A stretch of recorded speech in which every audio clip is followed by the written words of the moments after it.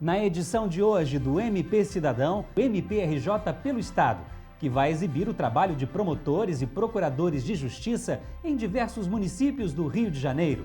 E não perca a explicação de mais um termo jurídico no quadro Juridiquês. Está no ar para todo o Brasil, MP Cidadão, o Ministério Público mais perto de você.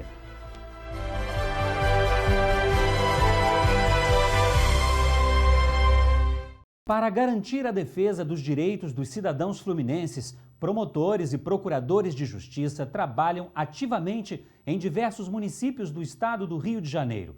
Vamos acompanhar este trabalho no nosso novo quadro, MPRJ pelo Estado.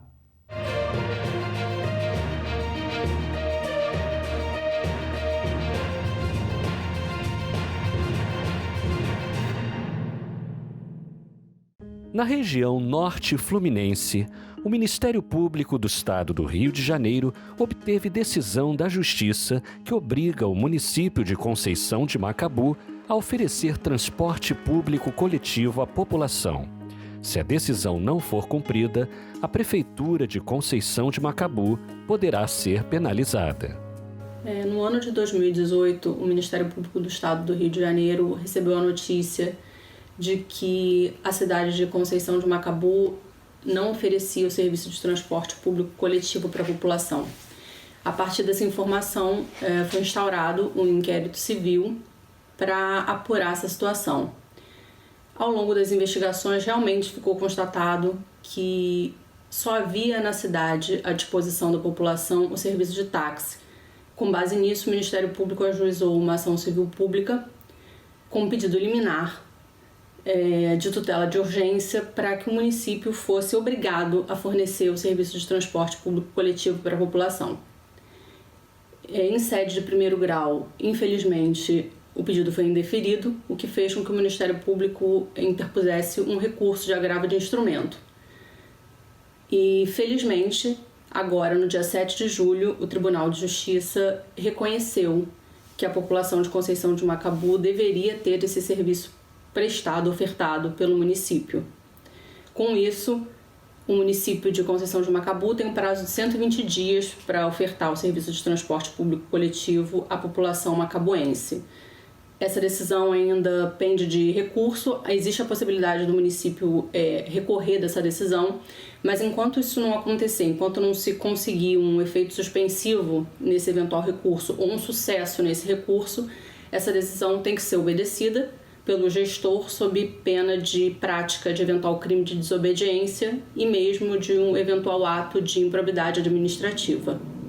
O Ministério Público do Estado do Rio de Janeiro expediu recomendações para que os municípios de Japeri e Paracambi disponibilizem painel de monitoramento com dados da Covid-19. As duas cidades já estão na fase de flexibilização. Para o MPRJ, o painel de monitoramento apontando os números atuais de infectados pelo novo coronavírus vai ajudar no controle da disseminação da doença. As prefeituras de Japeri e Paracambi atenderam às recomendações do MPRJ e já iniciaram as atualizações no painel de monitoramento com os dados sobre a Covid-19 nas duas cidades. A pandemia de Covid, ela tem uma característica bastante peculiar, que é o fato de que ela é uma nova doença e nem todo mundo sabe muito bem como é o desenvolvimento dessa doença. Em razão disso, nós precisamos monitorar o comportamento da curva epidemiológica. Nós precisamos saber a cada dia quantas pessoas se infectaram, quantas pessoas morreram, quantas pessoas se curaram, quantas pessoas se internaram. Todo esse tipo de informação corresponde à investigação feita pela vigilância epidemiológica de cada município. É de conhecimento geral, inclusive vem sendo noticiado nas grandes mídias, que o coronavírus é um vírus que vem se espalhando e se expandindo no território do Brasil. Portanto, o coronavírus que inicialmente chegou do exterior para as grandes capitais, ele começa agora a se movimentar para outras cidades menores, cidades do interior dos estados brasileiros. Diante desse cenário, nós temos que ter uma preocupação em relação a essas cidades que são menores, que têm menos capacidade de absorção da demanda por serviços de saúde. E essas cidades, elas vêm apresentando um quadro epidemiológico, um quadro de comportamento da curva epidemiológica um tanto preocupante. Eu vou falar aqui especificamente das cidades de Paracambi e Japeri. Essas duas cidades, elas apresentam uma curva um tanto instável a respeito dos casos novos de Covid. Nós costumamos dividir as semanas do ano em semanas epidemiológicas. Nós observamos que tanto Paracambi quanto Japeri, eles não alcançaram uma estabilidade dessa curva. Mesmo assim, esses municípios optaram, e isso foi na semana 26, na semana epidemiológica 26, que foi do dia 21 ao dia 27 de junho, eles optaram por expedir decretos flexibilizando suas atividades econômicas, abrindo seus bares e permitindo que as pessoas retomem as suas atividades normais. Isso foi combatido pelo Ministério Público, que se reuniu com o município de Paracambi e recomendou que esse município desse um passo atrás e suspendesse essa flexibilização, o que foi atendido pelo município de Paracambi. E no último domingo, no dia 12 de julho, eles novamente fecharam os seus bares. Paralelamente, o Ministério Público, igualmente por intermédio da Promotoria de Justiça de Tutela Coletiva da Saúde da Região Metropolitana 1, recomendou ao município de Paracambi, assim como recomendou ao município de Japeri, que passasse a divulgar nos seus portais de internet dados atualizados da sua curva epidemiológica. O Ministério Público recomendou a esses municípios que criassem em seus sites um painel de monitoramento da curva epidemiológica, assim como outros municípios já estão fazendo.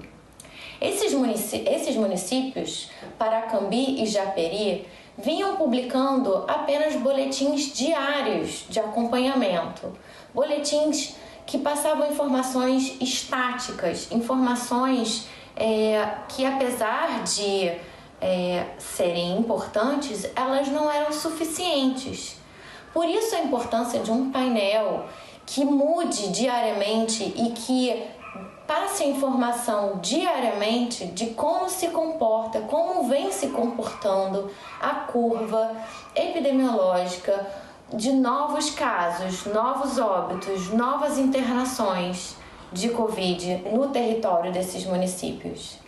Um importante dado que é verificado pelo Ministério Público e que deve ser levado em conta nessas decisões políticas é o fato de que o registro de novos casos ele tem um tempo de demora.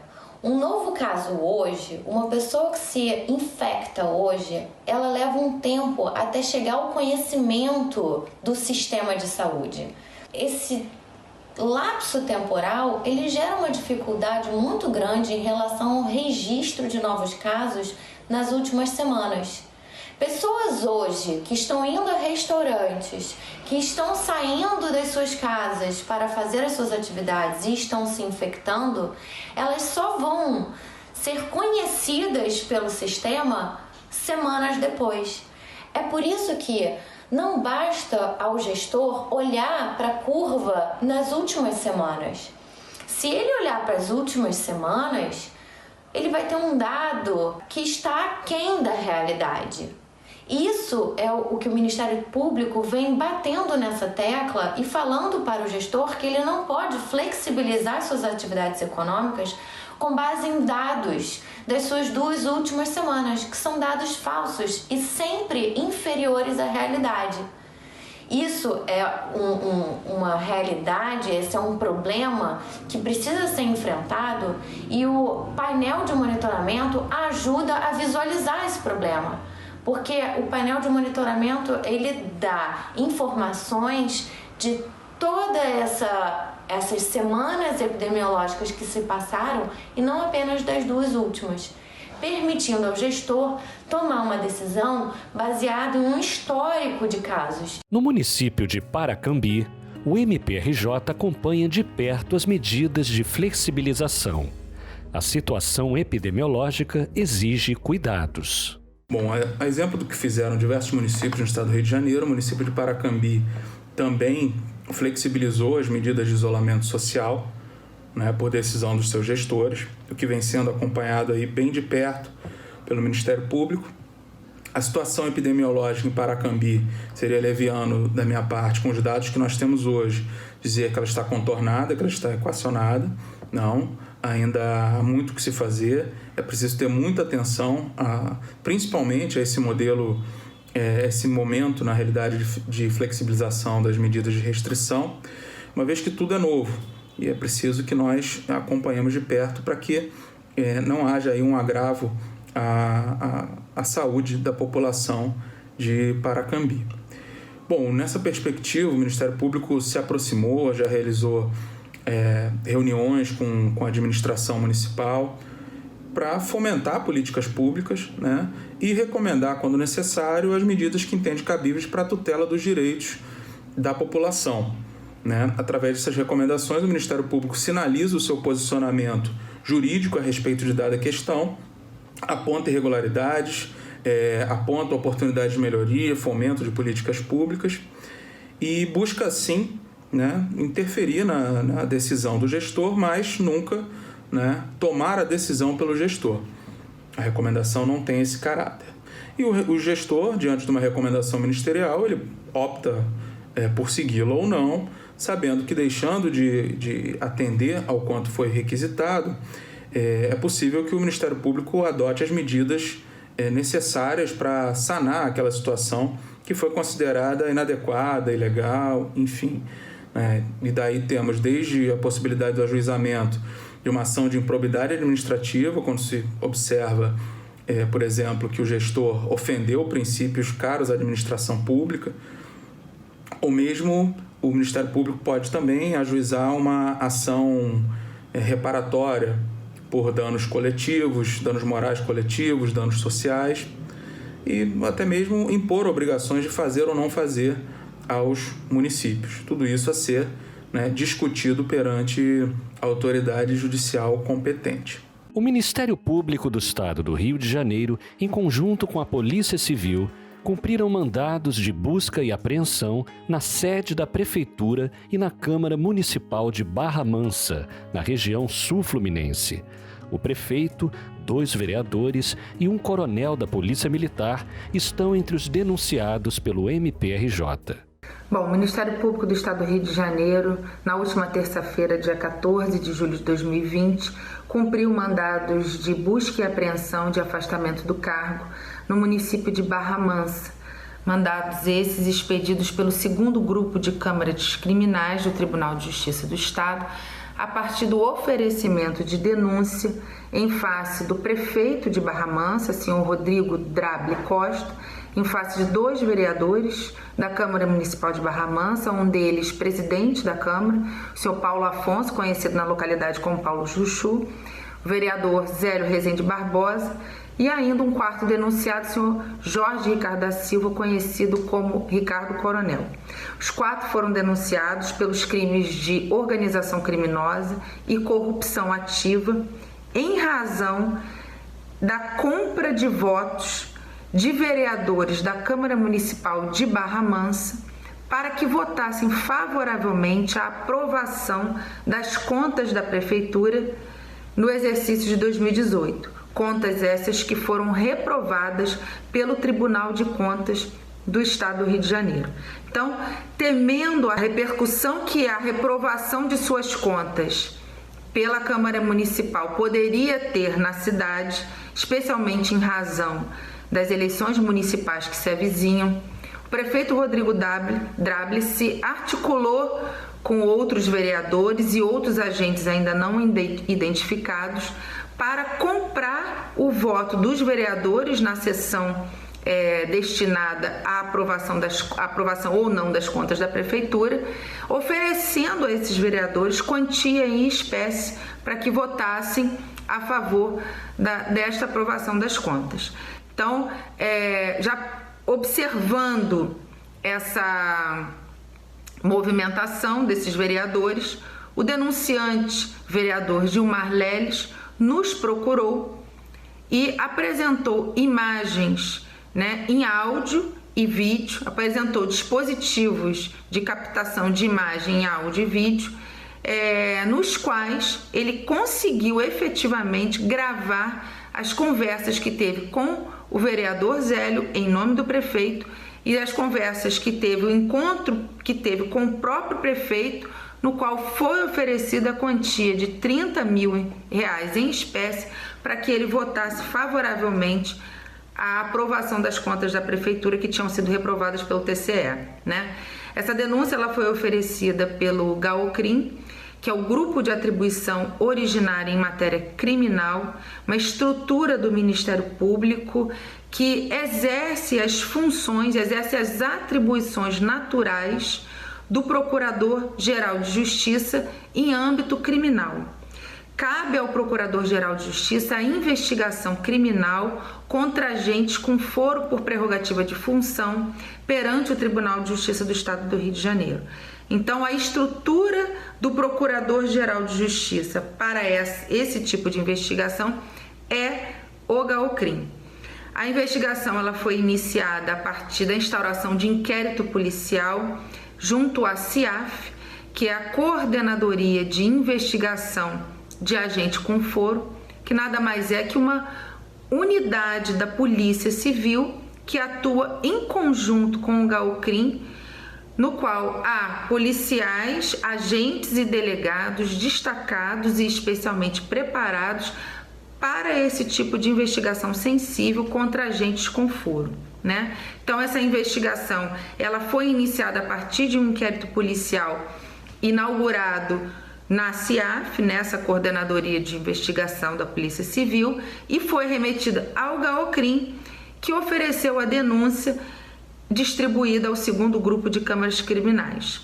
Na oportunidade do oferecimento da denúncia, foram requeridas medidas cautelares, como de afastamento do cargo, busca e apreensão, de proibição de acesso às dependências da Câmara Municipal de Barra Mansa e da Prefeitura de Barra Mansa, assim como o pedido de prisão preventiva, único que não foi acolhido pela desembargadora relatora. Todas as demais cautelares requeridas foram devidamente acolhidas.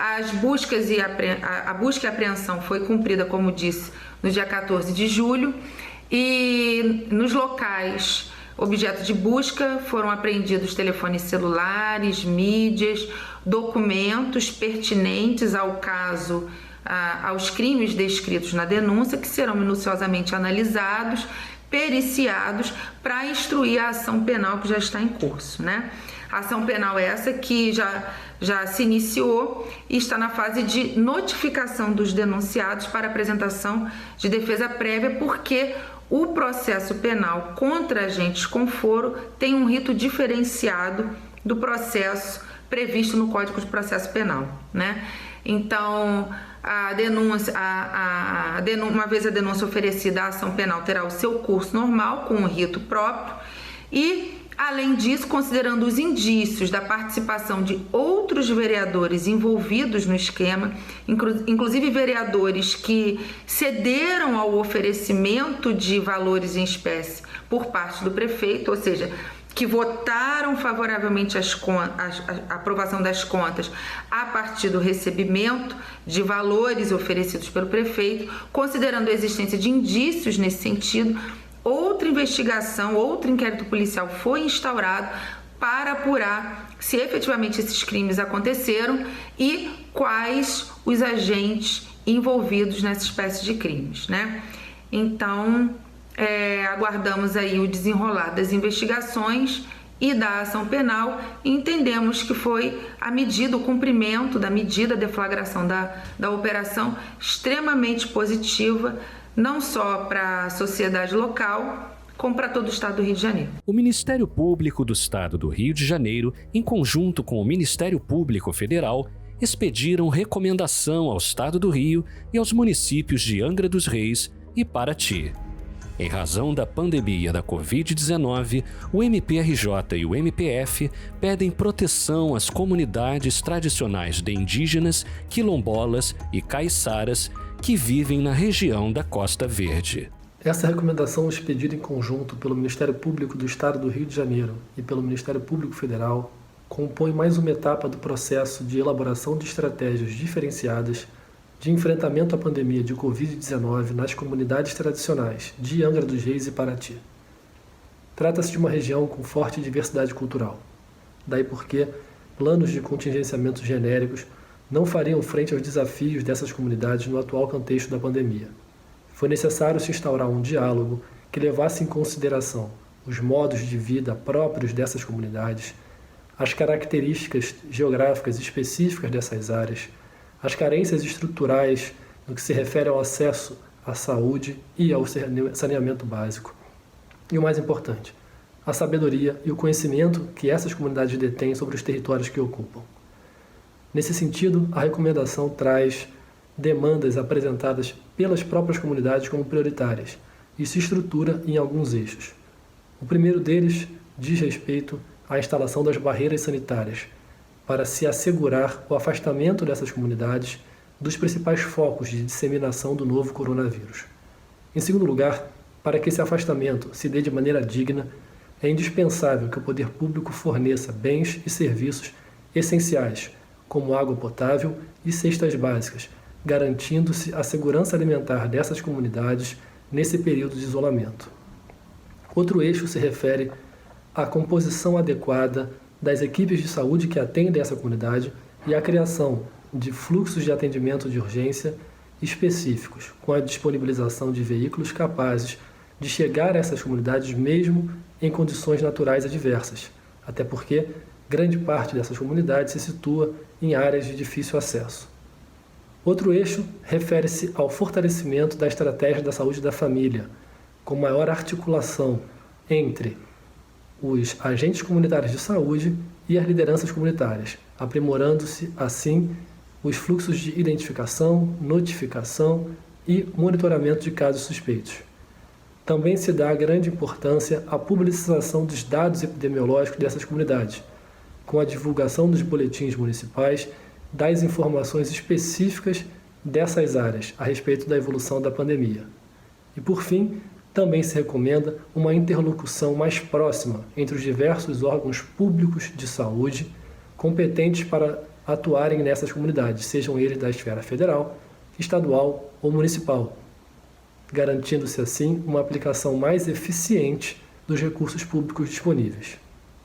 Todo esse trabalho vem sendo feito com o protagonismo das lideranças comunitárias e com a colaboração próxima de institutos de pesquisa, universidades e entidades da sociedade civil. É o caso, por exemplo, da Fiocruz, do Instituto de Educação de Angra dos Reis, vinculado à Universidade Federal Fluminense, e o Fórum de Comunidades Tradicionais de Angra dos Reis, Paraty e Ubatuba. Dessa maneira, acreditamos que o Ministério Público cumpre a sua missão constitucional de promover a democratização do debate a respeito das políticas públicas de saúde, visando a universalização desses serviços e a defesa dos interesses sociais dessas comunidades tradicionais, historicamente marginalizadas desses processos de discussão.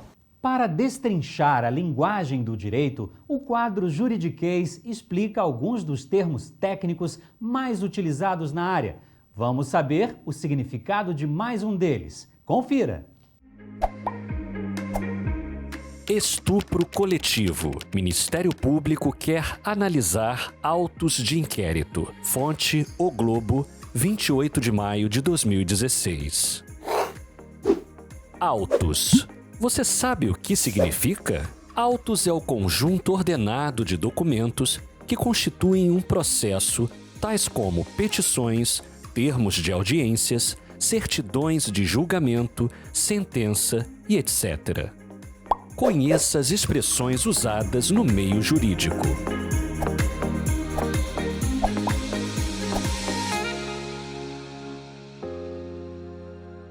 E chega ao fim mais um MP Cidadão. Se você quiser rever este programa, assista às reprises exibidas pela manhã na TV Justiça. Segunda-feira, às 9h30. Sexta-feira, às 11h30. E sábado, às 6h30. Para assistir aos programas anteriores, acesse o canal MPRJ Oficial no YouTube. Se inscreva e ative as notificações. Nos acompanhe também pelas redes sociais que estão aparecendo aqui embaixo. Nos envie suas dúvidas, críticas ou sugestões. Entre em contato conosco também pelo nosso e-mail. O MP Cidadão está disponível em podcast nas plataformas Deezer, Spotify e iTunes. Nos encontramos na próxima semana. Se cuide, um forte abraço e até mais!